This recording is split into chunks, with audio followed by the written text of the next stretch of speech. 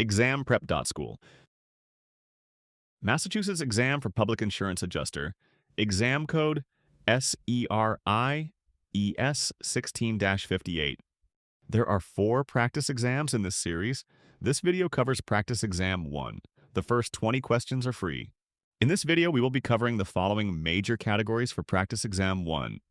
Adjusting losses, business owner's policy, property, commercial package policy, dwelling policy, homeowner's policy, section woman, insurance basics, insurance regulation, other coverages and options. Let's walk through the format. I'll read each question and its choices. Let's get started. Question 1.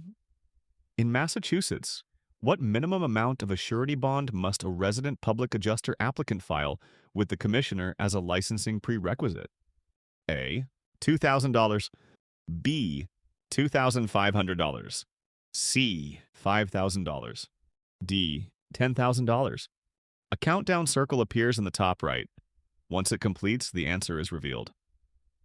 You can pause at any time if you'd like longer to think. If you'd like additional practice covering more topics, see the description for our book.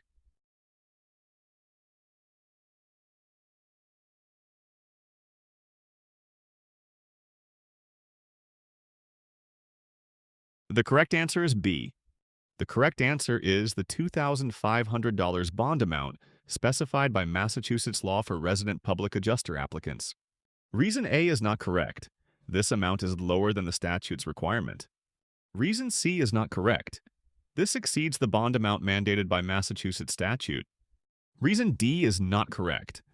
This greatly exceeds the bond amount mandated by Massachusetts statute. Question 2. When applying for a non-resident public adjuster license by reciprocity in Massachusetts, the certificate of licensure from the applicant's home state must be dated within how many days of the application? A. 60 days. B. 90 days. C. 120 days. D. 180 days.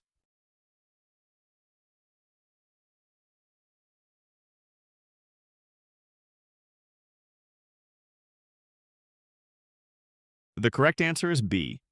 The correct answer is 90 days, as Massachusetts requires the home state license certificate to be current within 90 days of application. Reason A is not correct. This period is shorter than the time frame established by Massachusetts regulation. Reason C is not correct. This exceeds the maximum time frame allowed by Massachusetts regulation. Reason D is not correct. This significantly exceeds the time frame permitted by Massachusetts regulation. Question 3. Which fee did she likely omit? A. $125 license issuance fee. B. $55 fingerprint processing fee. C. $75 examination fee. D. $25 late submission penalty.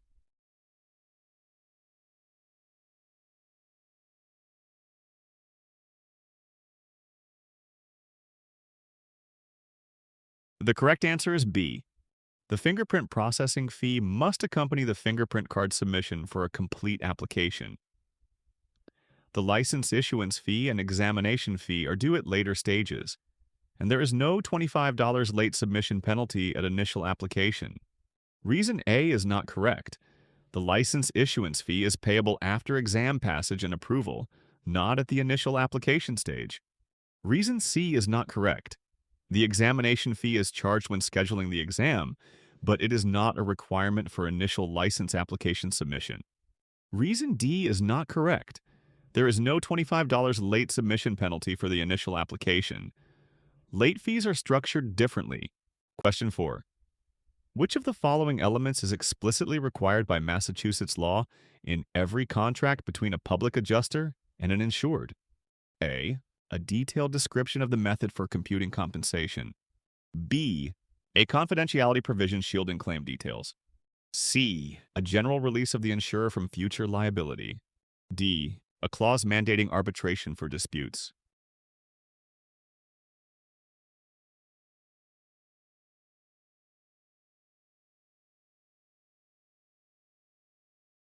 The correct answer is A. The method for computing compensation must be specified under Massachusetts Public Adjuster Contract Regulations. The other listed items are not mandated elements. Reason B is not correct. Confidentiality provisions are not mandated by Massachusetts public adjuster statutes for the contract. Reason C is not correct. A release of future liability is not a required element and may conflict with statutory consumer protections. Reason D is not correct. An arbitration clause may be agreed upon, but is not a statutorily required element of the contract. Question 5. Under Massachusetts regulations, when must a public adjuster deliver a written contract to the insured? A. Within 3 business days after signing the contract. B. Before any claims adjusting services are performed. C. Within 30 days of the loss occurrence. D. At the conclusion of the claim settlement process.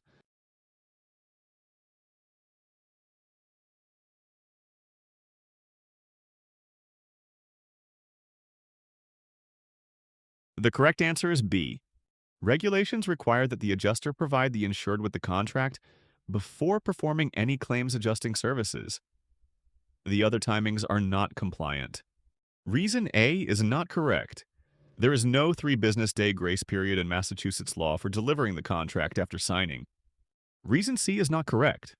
Timing tied to the loss occurrence is not specified. Delivery must occur prior to services. Reason D is not correct. Providing the contract at settlement completion does not meet the regulatory requirement for pre-service delivery. Question 6. A Massachusetts public adjuster enters into a written agreement with an insured to charge a 25% contingency fee on the insured's claim recovery. Under Massachusetts regulations, is this fee arrangement permitted? A. Yes, because contingent percentage fees are allowed if agreed in writing before services begin. B. No, because public adjusters may not base fees on a percentage of claim recovery. C. Yes, provided the insurer consents to the fee arrangement in writing. D. No, because it exceeds the 20% maximum commission allowed by state regulation.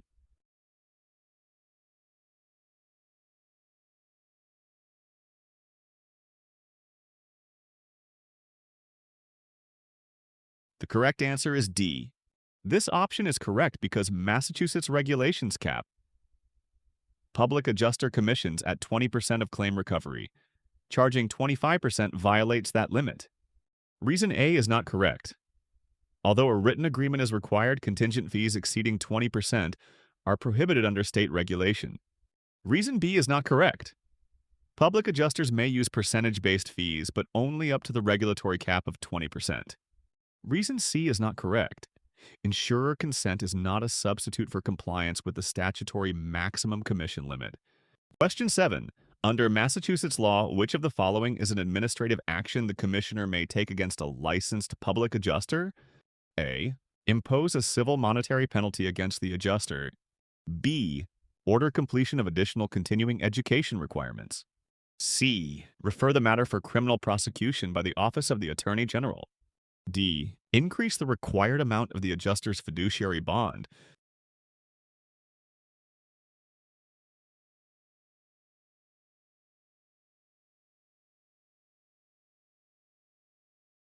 The correct answer is A. The Commissioner has statutory authority to impose civil monetary penalties as an administrative sanction against public adjusters for violations. Reason B is not correct. Additional continuing education is not a listed administrative sanction under the disciplinary provisions. Reason C is not correct. Referral for criminal prosecution is outside the Commissioner's administrative sanction powers. Reason D is not correct. Adjusting the fiduciary bond amount is not an authorized disciplinary action in the statute. Question 8. What is the primary purpose of a cease and desist order in Massachusetts insurance enforcement? A. Require restitution to insureds for past unfair practices. B. Impose a civil monetary penalty for each violation. C. Revoke the license of the violating insurer or adjuster. D. Halt specified practices that violate Massachusetts insurance law.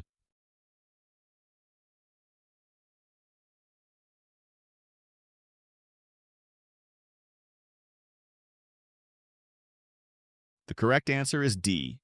A cease and desist order is issued to stop ongoing violations of insurance statutes or regulations without immediately imposing other sanctions. Reason A is not correct. Restitution is a corrective remedy but not the primary function of a cease and desist order. Reason B is not correct. Civil penalties may accompany enforcement but are not the main purpose of a cease and desist order. Reason C is not correct.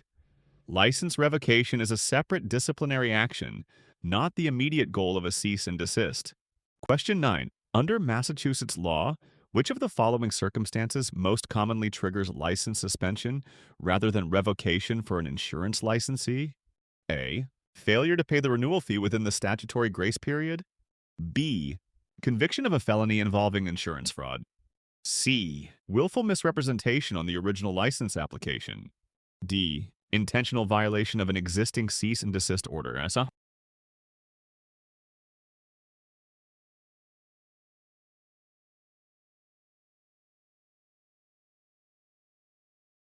The correct answer is A. Non-payment of renewal fees within the allowed time frame typically results in suspension, while serious misconduct leads to revocation. Reason B is not correct. A felony conviction triggers license revocation, not suspension. Reason C is not correct. Material misrepresentations on the application typically warrant revocation. Reason D is not correct. Intentional violation of a cease and desist order usually results in license revocation. Question 10. A Massachusetts public insurance adjuster failed to maintain complete claim records as required by state regulation. Under Massachusetts law, what is the maximum civil penalty the commissioner may impose for each separate violation? A. Up to $5,000 per violation. B. Up to $1,000 per violation. C. Up to $10,000 per violation. D. Up to $2,500 per violation.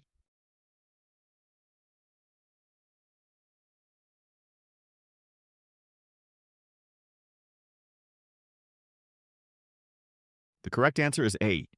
Under GLC 175, Section 2, the Commissioner is authorized to levy a civil penalty of up to $5,000 for each violation of insurance law or regulation. This statutory cap is designed to encourage compliance and deter future violations. Reason B is not correct.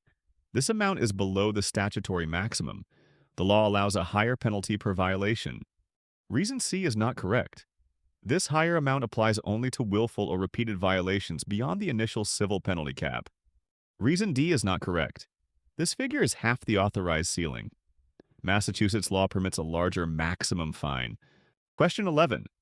Which element of an insurance contract is defined as the exchange of value comprising the insured's premium payment and the insurer's promise to indemnify?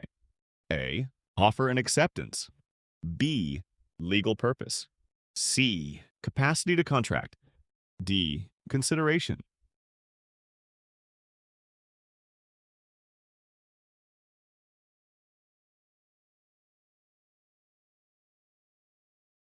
The correct answer is D. The correct answer is consideration, because contract formation requires each party to provide something of value: the insured's premium and the insurer's promise to indemnify the insured against covered losses. Reason A is not correct. Offer and acceptance refers to the mutual agreement on contract terms, not the exchange of value. Reason B is not correct. Legal purpose ensures the contract's object is lawful but does not involve value exchange. Reason C is not correct. Capacity to contract addresses the legal ability of parties, not the exchange of value. Question 12. A homeowner suffers water intrusion due to a faulty plumbing fixture. When the property's sudden and accidental discharge clause is found ambiguous and the insurer denies coverage, how will a court applying the contract of adhesion doctrine in personal lines property cases most likely resolve this ambiguity? A. Give precedence to the insurer's underwriting intent over the policyholder's reasonable expectations. B. Interpret the clause narrowly to exclude any water intrusion not explicitly enumerated. C. Construe the ambiguous clause against the insurer, extending coverage to the homeowner. D. Permit the insurer to rely on extrinsic underwriting documents to clarify the clause's meaning.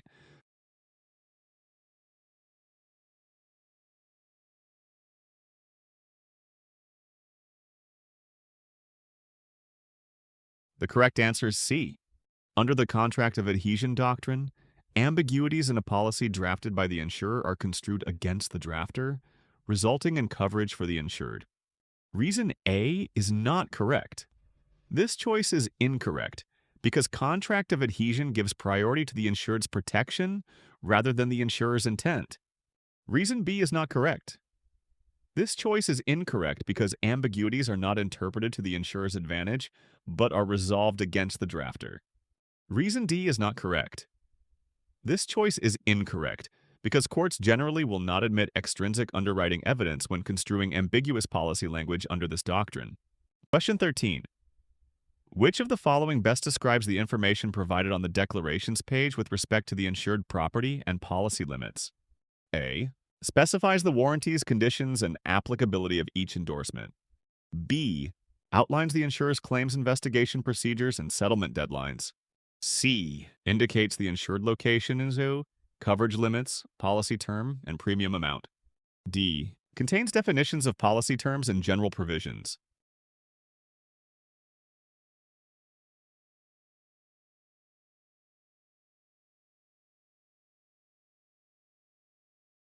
The correct answer is C. The declarations page identifies the insured's location, itas as coverage types, limits, policy term, and premium, serving as the primary summary of those key details. Reason A is not correct. This option describes endorsement and policy condition details which appear later in the policy rather than on the declarations page. Reason B is not correct. Claims investigation and settlement timelines are part of claims procedures, not the summary information on the declarations page. Reason D is not correct. Definitions and general provisions are located in the policy's conditions and definitions sections, not on the declarations page. Question 14. An adjuster reviews a property insurance form and reads the insuring agreement. We will pay for direct physical loss of or damage to covered property ... subject to the limits, exclusions, and conditions herein. Which best describes the primary function of this insuring agreement within the policy form? A. Outlining the post-loss obligations the insured must satisfy. B. Defining the scope of coverage by specifying covered perils and property. C. Providing formal definitions for terms used throughout the policy. D. Explaining the circumstances under which the insurer may cancel coverage.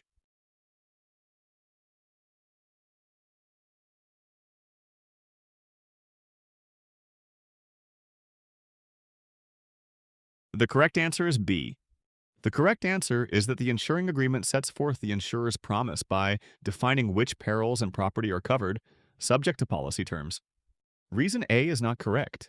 This describes duties in the conditions section rather than the insuring agreement. Reason C is not correct. Formal term definitions appear in the definitions section, not the insuring agreement. Reason D is not correct. Cancellation provisions are located in the policy conditions, not in the insuring agreement. Question 15. Under the Massachusetts Standard Fire Policy, if the policy has been in effect for more than 60 days, how many days in advance must the insurer provide written notice to cancel the policy? A. 10 days. B. 30 days. C. 45 days. D. 60 days.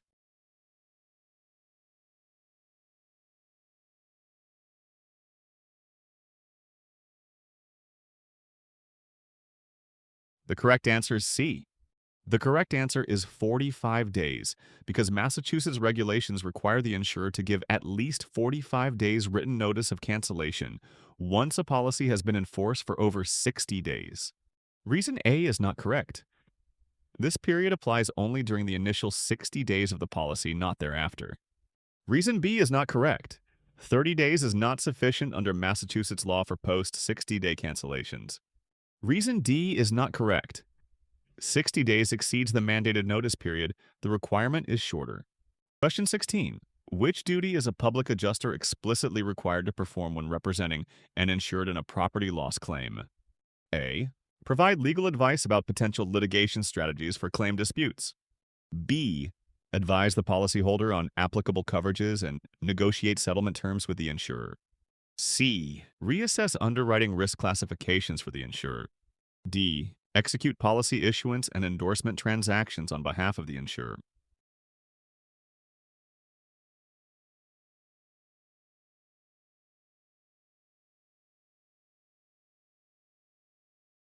The correct answer is B. The correct answer is a core public adjuster responsibility. They counsel the insured on policy coverage details and negotiate settlements to protect the insured's interests. Reason A is not correct. Public adjusters may explain coverage but must not render legal advice regarding litigation strategy. Reason C is not correct.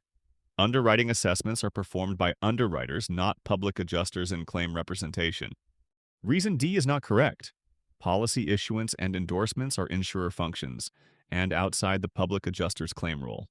Question 17. Which statement most accurately distinguishes a public adjuster from an independent adjuster? A. A public adjuster is employed by the insurer, while an independent adjuster is a third-party contractor.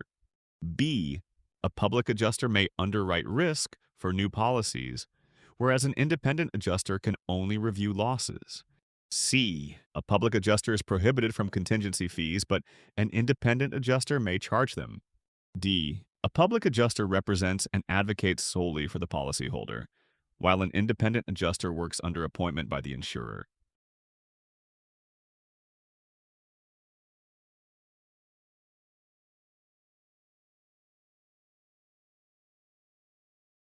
The correct answer is D.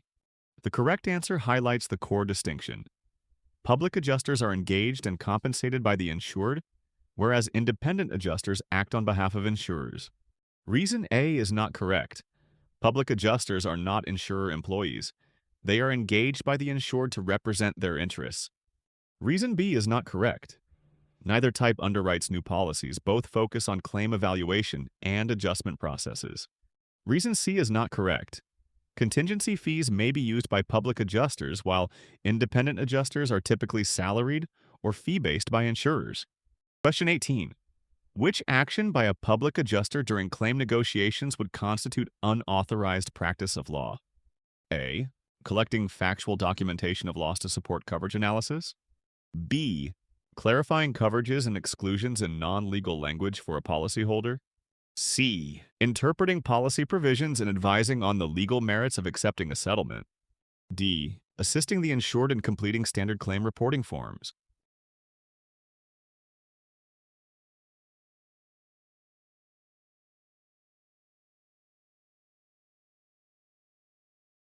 The correct answer is C. The correct answer involves giving legal interpretation and advice on settlement suitability, which crosses into unauthorized practice of law for adjusters. Reason A is not correct. Gathering evidence and factual details for a claim is within the adjuster's scope. Reason B is not correct. Explaining policy language in lay terms is permissible and not legal advice. Reason D is not correct. Helping with claim form completion is an administrative task and allowed. Question 19. Which practice reflects an ethical approach to contractor referrals by a public adjuster? A. Steering the insured exclusively to a contractor owned by the adjuster without written consent. B. Requiring the insured to hire a preferred contractor in exchange for a reduced adjuster fee. C. Accepting undisclosed financial incentives from a specific contractor for each referral. D. Providing the insured with a list of several licensed repair firms without any referral fee arrangements.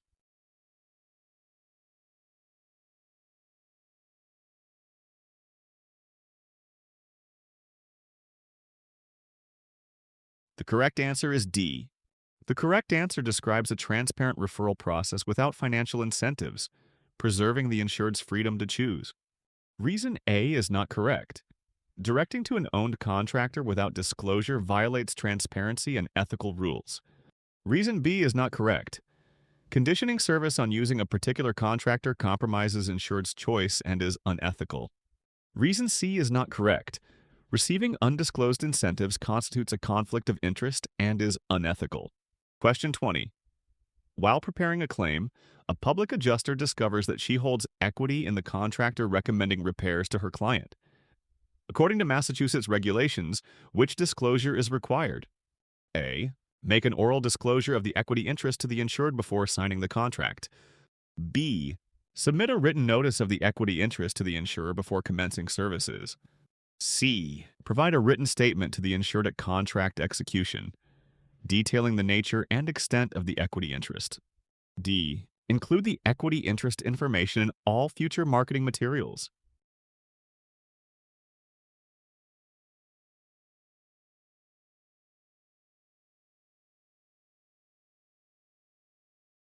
The correct answer is C. Massachusetts law requires a public adjuster to disclose any financial interest in writing to the insured at contract execution, specifying nature and extent of such interest. Reason A is not correct. An oral disclosure is insufficient because the regulation specifically mandates written notice at contract execution. Reason B is not correct. Notifying the insured does not satisfy the requirement to inform the insured directly in writing. Reason D is not correct. Disclosing in marketing materials does not meet the requirement for a formal written disclosure at contract signing. Enjoyed this practice test? Tap like, hit subscribe, and share it with a classmate. Got a question we should tweak? Comment below, we read them all. Find full practice exam books in the description or at ExamPrep.School.